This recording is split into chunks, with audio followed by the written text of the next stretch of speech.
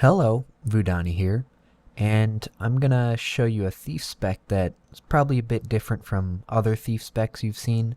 The build is gonna basically be what you might see a rogue to be in other games you've played. However, there are definitely a few catches. The primary focus of this build is subtlety. You're gonna be generating lots of burst damage through stealth attacks, and you're gonna want basically to do a lot of hit and run here. It brings a bow as well, and that's going to help you quite a bit in some of those group fights. You'll be able to pull back and drop down some AoE.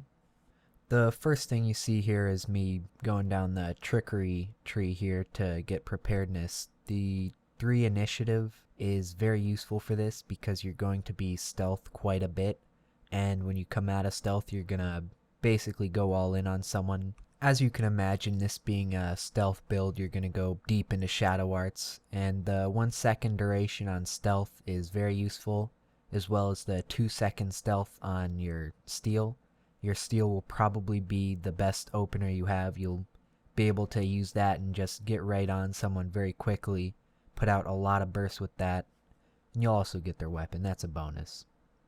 This build really synergizes well with the critical strikes tree here.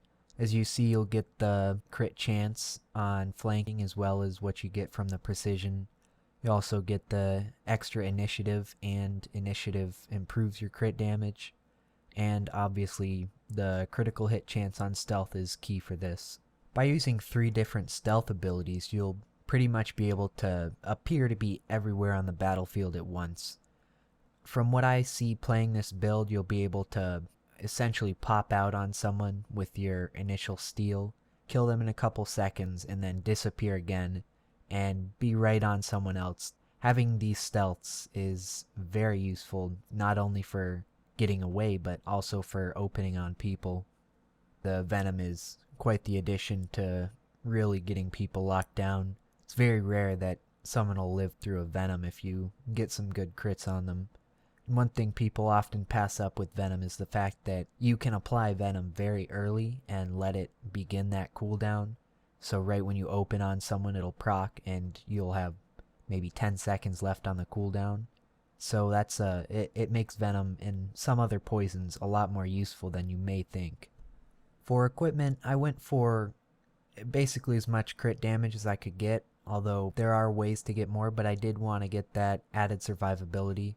And when you play this build, you'll notice that you really don't need that much more damage. The survivability is definitely a plus.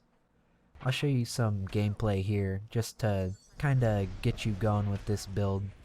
In general, it's all about picking your battles well and knowing your targets and obviously not overextending. This isn't really a spec that you're going to want to push too hard in. And you always do have the bow if you want to sit back and drop down some AoEs on people. It's got a lot of versatility and a bit of support.